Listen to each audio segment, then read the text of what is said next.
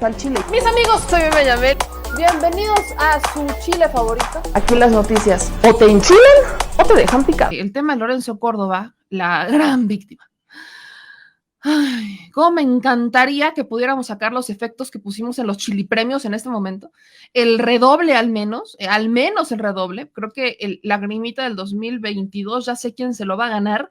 Y el Lagrimita del 2022, por su gran arte escénico, por su gran ejemplo de arte dramático, estoy segura que se lo va a llevar Lorenzo Córdoba, el consejero presidente del Instituto Nacional Electoral. Nada más y nada menos porque al señor se le ocurrió la bendita idea de tirarse al piso. No, hombre. Ponerse tapete a llorar. No, hombre. O sea, ustedes nómbrenme aquí alguna actriz que sea buena chillando, así de esas que digan, no manches, ¿cómo llora esta chava? O este señor, pónganme aquí el nombre de la actriz o el actor que mejor le salga eso de la lágrima.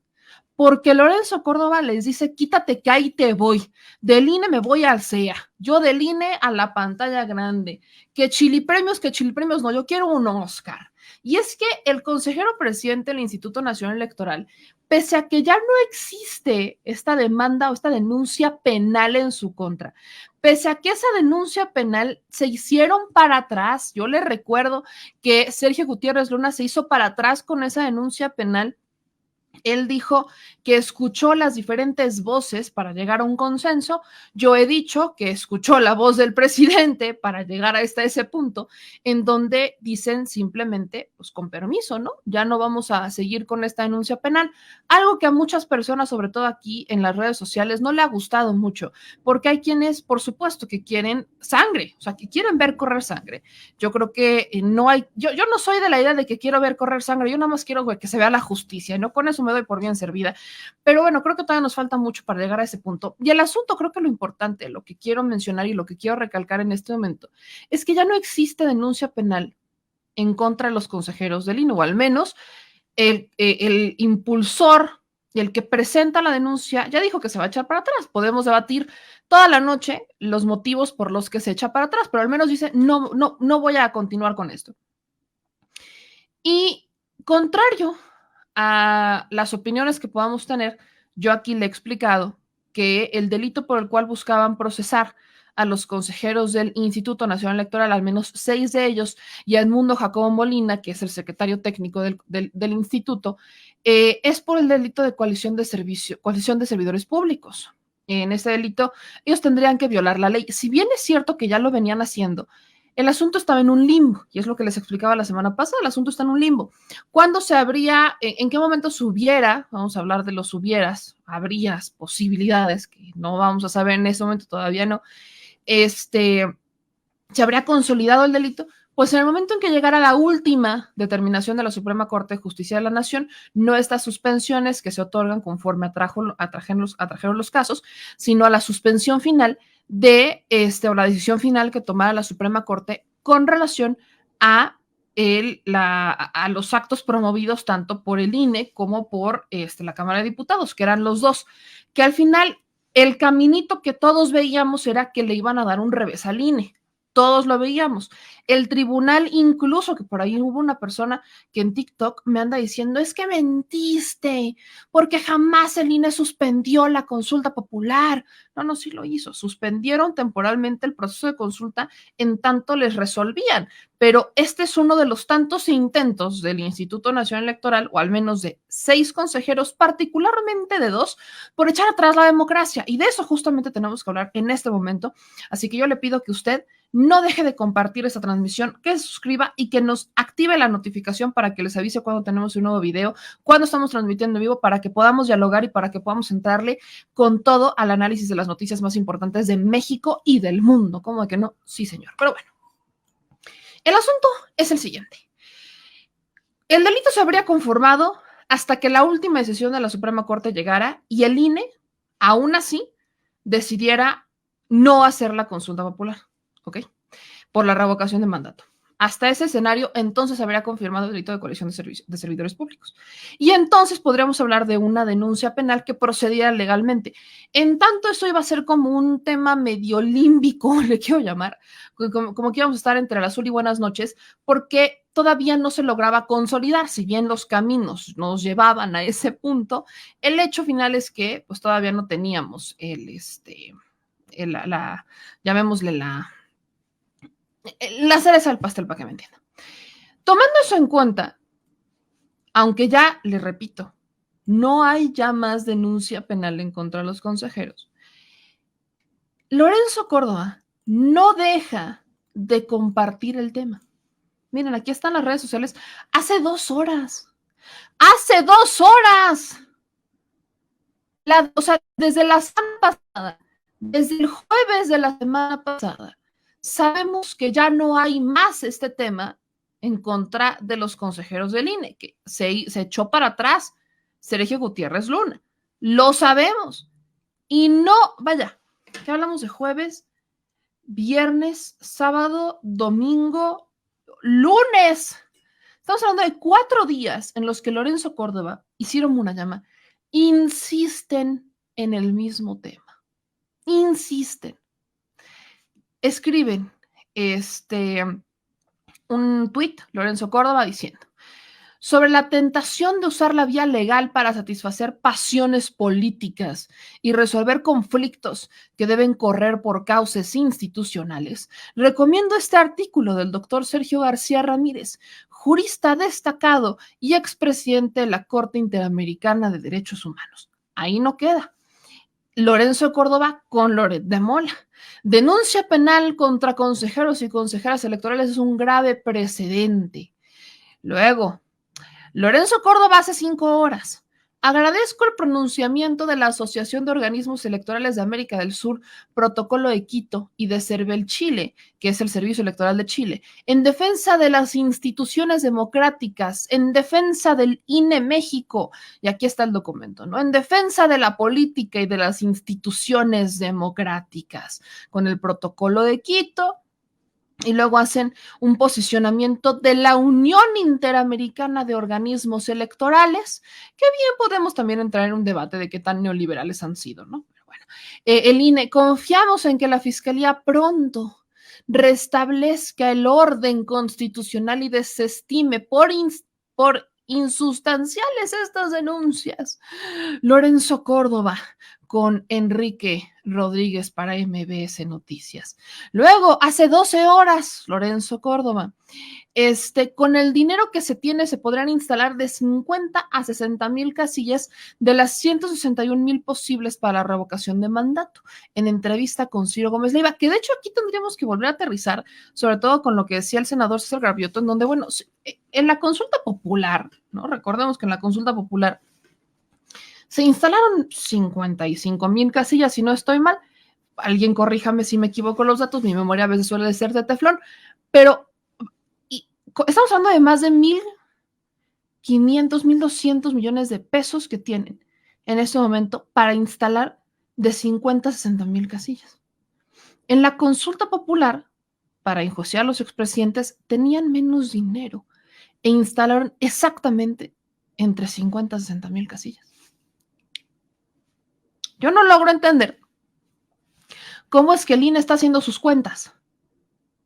No termino de entender cómo es que el INE está haciendo sus cuentas, porque para muchos de nosotros suena lógico, suena muy lógico, que les alcance para poner más de estas casillas. El INE dispone de 1,500 millones de pesos para instalar 156,807 casillas si presupuestara cada casilla para revocación de mandato en 9,565 pesos, 9,566 pesos. Pero en realidad, lo que quiere el INE es cobrarle al país 24,234 pesos por cada casilla. O sea, quiere 3,800 millones de pesos por algo que perfectamente puede hacer con 1,500 millones de pesos. Lo puede hacer. O sea, puede instalar 156,807 casillas con el dinero que tiene ahorita. Con el dinero que tiene ahorita, si tan solo buscara que el presupuesto por casilla fuera de 9,565 pesos. Haciendo realmente un presupuesto austero, buscando opciones. Vaya, De por sí, y aquí lo hemos visto, se han transado la lana que les pagan a los supervisores electorales, a los capacitadores, se han transado la lana de lo que le pagan a los que supuestamente le pagan a los funcionarios de casilla, ¿no? Supuestamente, digo, porque aquí hay opiniones varias en donde han sido sus propios testimonios de los Chile fans, de la Chile comunidad, en donde nos dicen, yo he sido funcionario de casilla y no me han pagado un peso, así como también tenemos testimonios donde nos dicen, yo he sido funcionario de casilla y me pagaron 300 pesos, o tenemos otros que nos dicen, yo he sido funcionario de casilla, no me han pagado un peso, pero me dieron de comer, o yo he sido funcionario de casilla y me pagaron 500 pesos, pero no me dio nada de comer, por ejemplo. Mientras ellos, y yo lo he dicho porque me consta, en los consejos locales distritales, en toda jornada electoral, el consejo y los partidos políticos se ponen de acuerdo para decidir qué van a pedir de comer para estar ahí todo el día. Y créanme, no piden tortas de la esquina. Habrá quizás algunos que sí, pero al menos en mi estado, los que a mí me ha tocado ver, han pedido taquizas y hasta buffet, con mesa de postres, de botanas y de dulces. Y créame, eso lo hacen en los consejos del INE. Por supuesto que tienen forma de recortar lana. ¿Hay de dónde? Y les repito, sin siquiera tocar sus sueldos. O sea, que es el objetivo al que queremos llegar, es ese, al que pues tengan que recortar sus sueldos de alguna manera. Pero vaya, sin siquiera llegar al tema de los sueldos, hay muchas otras cosas donde se puede recortar presupuesto en el INE. Si es que justificaran el por qué una casilla por la revocación de mandato tendría que costar más de 9,565 pesos. Pero bueno, el asunto es que Lorenzo Córdoba ha insistido con esto todo el fin de semana. Hace 12 horas, en W Radio con Worketing y Risco, decía la revocación de mandato sigue adelante y en estos momentos se revisan las firmas que se entregaron para solicitar la consulta. Y luego creo que lo que en realidad es la cereza del pastel es esta entrevista que publican el 2 de enero con el diario El País, en la que conversa con el periodista David Marcial sobre este proceso para la revocación de mandato. Y fíjense que esto es aquí es en donde me voy a detener. Porque dice Lorenzo Córdoba, se ha cruzado la frontera de criminalizar al que no piensa como tú. Excuse me, ¿en qué? Espérenme tantito. Se ha cruzado la frontera de criminalizar al que no piensa como tú.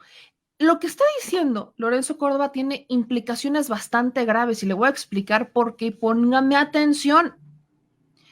Él no es el INE. Él es el consejero presidente de, pero no es la institución. Lo que piense Lorenzo Córdoba de la vida política y democrática, a mí me vale un cacahuate, mientras sea un árbitro parejo. A mí no me preocuparía si Lorenzo Córdoba es neoliberal y vota por el PRI-PAN-PRD, pero en los hechos, en su papel como consejero presidente del INE, decide ser parejo. No, eso no sería tema, porque vaya, quitémonos las máscaras. Cada quien tiene su corazoncito. A algunos les late de izquierda, a otros les late a la derecha, son vampiros, o no tienen, por ejemplo, ¿no? O sea, cada quien tiene su corazoncito. No faltará el vampiro por ahí que no tenga corazón, pero al menos se sabe. O al menos hoy en México se intuye. Pero ese no es tema. Vivimos en un país democrático en donde todas las corrientes democráticas, todas las corrientes ideológicas, vaya, lo decía en la mañana, podré no estar de acuerdo con lo que dices, pero defender hasta la muerte el derecho que tienes de decirlo. De eso se trata la democracia, de construir. El punto es que ellos solamente quieren que se escuche su voz y solamente quieren que lo que ellos dicen sea una verdad. Y eso es lo preocupante, porque estamos hablando de un árbitro, alguien que debería de ser parejo. O díganme, ¿ustedes cuándo han visto, hablando de fútbol, que son muchos futboleros por acá, no sabré mucho, pero ¿cuándo han visto algún árbitro del deporte que usted quiera, que use algún árbitro, que en pleno partido sea también la porra de un equipo en particular? ¿Cuándo lo han visto? Lo vemos cuando en los hechos favorecen a uno por encima de otro a punta de injusticias. Y es cuando empezamos a presumir que le pagaron y eventualmente se comprueba. Exactamente lo mismo está pasando aquí. Por eso me encanta utilizar estas analogías que para para la banda son mucho más conocidas, como que estamos mucho más familiarizados con asuntos como el deporte que la democracia, curiosamente, pero bueno. Pues exactamente estamos hablando del mismo escenario. Tenemos un árbitro en este país, que es el árbitro electoral, que al mismo tiempo le está echando porras a un grupo, a un partido, a un de los equipos en particular, pero que el público dice que no es cierto. Pero todos estamos viendo el partido.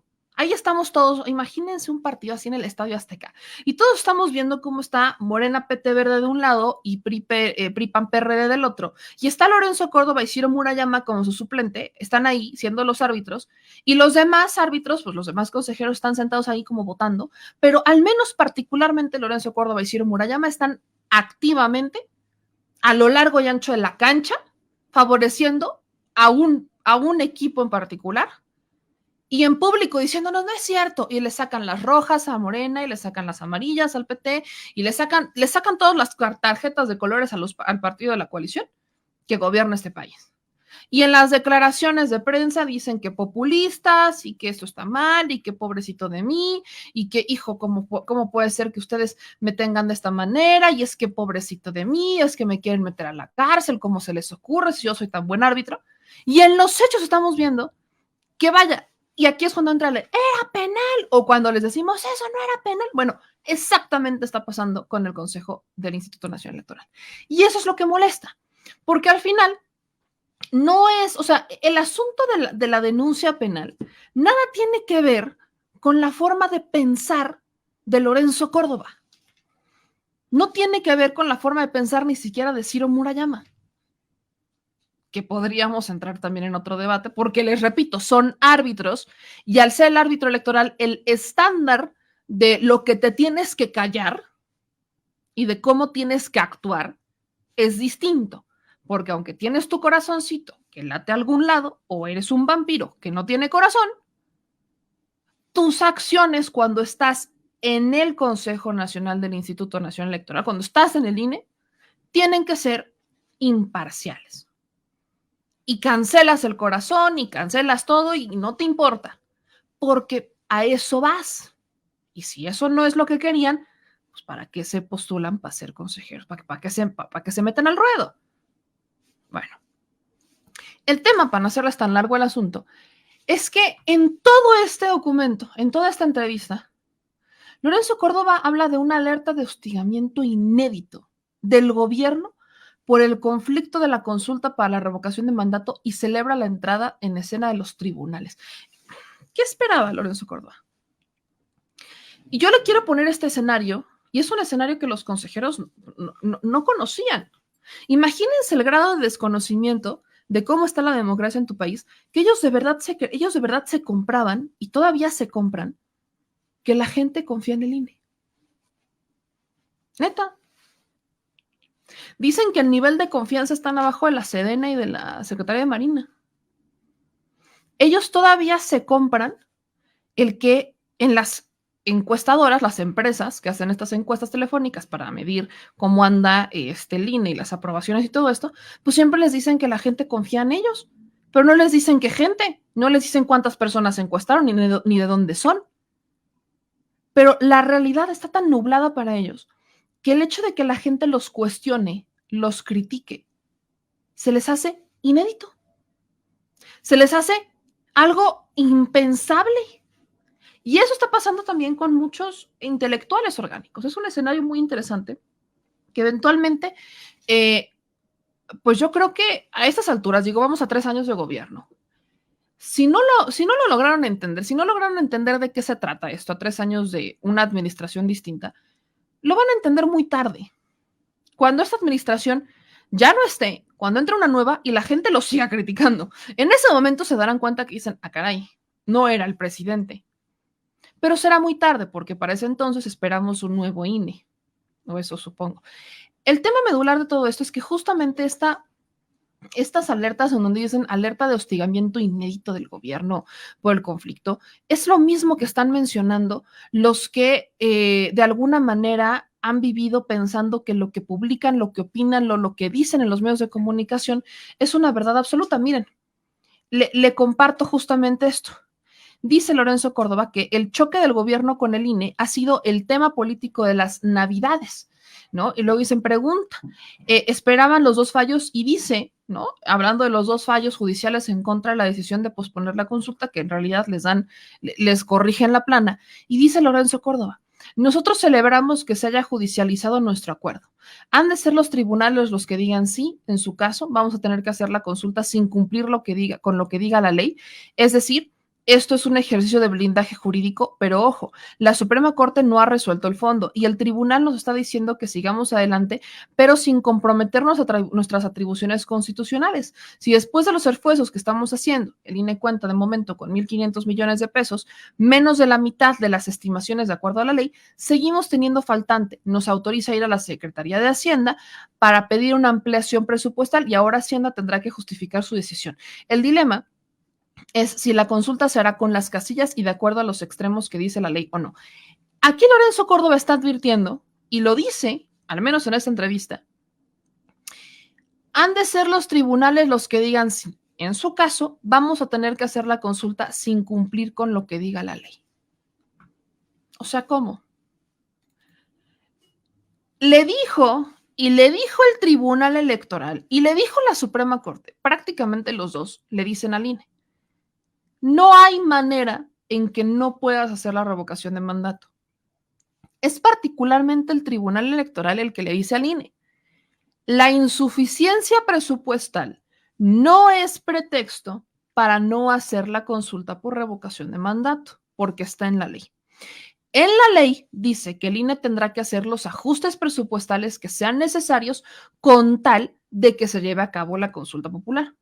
Es decir, que si el INE decide no cumplir con lo que diga la ley, porque la ley también dice que tienen que poner el mismo número de casillas que la elección federal pasada, así que si el INE decide poner 60,000 casillas para la revocación de mandato, va a estar violando la ley. Y la va a estar violando en dos sentidos, porque tiene que hacer que le alcance. O sea, ¿de dónde va a sacar el dinero y cómo le va a hacer? No lo sabemos. Esa es chamba del INE. Aquí hemos propuesto muchas cosas con las que el INE puede hacerlo más barato. Puede quitarse ese orgullo y llegar con el gobierno federal y con los gobiernos estatales a decirles, oigan, nos dan permiso o nos dan sus espacios en radio y televisión, o oigan, ¿saben qué? Vamos a necesitar que la Guardia Nacional sea el que se encargue de los traslados de los paquetes electorales. Eso lo puede hacer el INE, lo ha hecho. Hay elecciones, yo he visto, y no me la van a contar, que es lo que también le decíamos al consejero José Roberto Ruiz Aldaña, son las Fuerzas Armadas quienes están custodiando los paquetes electorales. Son las Fuerzas Armadas quienes están en las bodegas electorales del INE supervisando y custodiando los paquetes electorales. Esto no es nuevo, pero aquí están haciendo de tripas corazón y se están poniendo en un berrinche que no va a ningún lado. O sea, y el argumento se me hace bastante irónico de los consejeros, y no los decía aquí el consejero José Roberto Ruiz Aldaña, es que no pueden hacer, que otras instituciones, otras autoridades no pueden hacer lo que le compete al INE. Ah, caray. Y entonces, ¿cómo justificamos el tema de las Fuerzas Armadas? Porque esto no es nuevo. Las Fuerzas Armadas han estado en las bodegas electorales del INE desde hace muchísimos años y sobre todo en estados en donde la cosa anda caliente para supervisar que no se los roben. ¿Por qué? Porque las policías son insuficientes. Eso se sabe. Lo pueden usar. Se me hace muy irónico que estamos con este discurso y que vaya, se me hace muy chistoso escuchar y leer que prácticamente están diciendo vamos a violar la ley porque no tengo lana, aunque en las resoluciones y en la ley dice que no es pretexto a la insuficiencia presupuestal y que tienen que buscar cómo cumplir con la ley prácticamente. O sea, se están cerrando y esta cerrazón del INE solamente tiene una razón. No quieren la consulta por revocación de mandato. ¿Por qué? Porque están obedeciendo otros intereses y le voy a decir cómo se lo compruebo. En este espacio hemos hablado de documentos, de obras, de conferencias que han dado el consejero presidente del INE y sobre todo Ciro Murayama, en donde hablan sobre los peligros del populismo, ¿no? ¿Cuántos los hemos visto? Los han promocionado en sus redes sociales. Incluso publicaron un libro que pagaron con dinero del INE, dinero que hoy yo y se lo decía también al consejero José Roberto Ruiz Aldaña, que pues ese dinero para qué. Publicaban documentos y publican libros sobre el populismo en América Latina. ¿Cuándo ustedes han visto un libro que diga los peligros del neoliberalismo en América Latina? ¿Cuándo han visto a un Lorenzo Córdoba participar en un foro para hablar sobre los peligros del neoliberalismo en América Latina? ¿Cuándo lo han visto? Bueno, no lo han visto ni lo van a ver, ni hoy, ni mañana, ni nunca. Y lo peor es que se dice de izquierda. Si se dice de izquierda y no ha hecho y no dice nada acerca del neoliberalismo, eso es una super red flag, por cierto, una banderota roja, pero hijo, santa bandera roja. Es imposible que una persona que hoy se dice de izquierda solamente se dedique a gastar el dinero de los mexicanos, porque aparte pagan esos libros y esos documentos con dinero del INE, que al final son de nuestros impuestos, diciendo y hablando en contra del populismo. Y eso lo hacen desde que Andrés Manuel López Obrador se convirtió en una amenaza para el neoliberalismo en América Latina. Porque ya no es ni siquiera para México, veámoslo América Latina. Es el tema. ¿Cuándo los han visto hablar sobre los peligros del neoliberalismo en las sociedades de América Latina? ¿Cuándo los han visto? Bueno, no los van a ver nunca. Porque eso es justamente lo que defienden estos dos consejeros, particularmente estos dos. Los demás consejeros normal, o sea, vaya, aunque en esta votación muchos han seguido la ideología de Lorenzo Córdoba y de Ciro Murayama, hay otras en las que, vaya, podemos debatir sus argumentos. Pero son particularmente Lorenzo Córdoba y Ciro Murayama los dos consejeros que han sido más mediáticos y que han estado promoviendo. Vale, le pagaban a Krause por hacer documentales sobre el populismo en América Latina, el peligro del populismo en América Latina. Hace años lo pagaban y salían, creo que en Canal 11 llegaron a salir esos documentales. Imagínense nada más. Y ahora se las dan de golpes en el pecho porque, pobrecitos, es que el Estado se está yendo en su contra. Deberían, y esto es un tema, porque son funcionarios públicos y son, o sea, tienen una responsabilidad que ser árbitro. Les repito, su corazoncito cada quien lo tiene y si son vampiros, pues no hay tema, pero cuando eres árbitro, te callas. Tu corazoncito es tu corazoncito y expresarás tu voto en las urnas libre y secreto porque bendita democracia, pero en lo público, mientras estés en funciones, eres árbitro y a los dos lados les das por igual. Y te das y buscas justamente que se promueva una democracia. Y si vas a hablar del populismo en América Latina, también habla del neoliberalismo en América Latina y hazlo de la misma manera. Pero no, aquí estamos viendo a un Lorenzo Córdoba victimizándose y cayendo lamentablemente en el error de pensar que se le está cuestionando por su manera de pensar, que no es así. Él es un funcionario público y se le está cuestionando y se le denunció penalmente y se le retiró la denuncia también por la forma en la que decidió como consejero, como árbitro, por la forma en la que nosotros como ciudadanos, como espectadores de todo esto, estamos viendo que se vendió. Aquí es la donde aplica la de árbitro vendido. Es en este momento en donde quizás no tengamos pruebas de cuánto dinero le dieron o no, pero en los hechos estamos viendo a un árbitro vendido, a uno de los dos lados, a uno de estos dos lados del juego, y que cuando llega a decidir en pro del otro lado lo hace por estrategia para lavarse las manos y que sea alguien más el que le diga qué hacer para quedar bien con sus patrones, para que diga, es que yo pues tuve que hacerlo de esta manera, yo lo intenté, pero pues ahora sí que, ¿qué te digo? Ese es el tema. Y eso es lo que estamos cuestionando particularmente desde este Consejo Nacional Electoral, desde este INE. Lamentablemente, creo que esto va para largo. Entonces, ¿qué es lo que esperamos para este 2022 por parte del INE? Pues más victimización. Les queda un año al menos a Lorenzo Córdoba y Ciro Murayama, si no estoy mal, los dos se van juntos en el 2023 y la única esperanza que hay a estas alturas es la reforma electoral, en donde la reforma electoral pues permita que se integre un nuevo Consejo Nacional, un nuevo Consejo del INE, un nuevo INE, que además habría que auditar, que es algo que el propio presidente ha estado promoviendo desde las mañaneras, ¿no? El auditar al INE, en dónde está el dinero, por qué se han gastado tanto en las rentas de transporte, camionetas y demás. Muchos aquí hemos pedido una auditoría al INE porque, volvemos al punto, el hecho de que seas autónomo, ya iba a decir autómono, el hecho de que seas autónomo no te exime de rendirle cuentas al pueblo. Y para eso están los diputados. Ay, nomás, le encargo.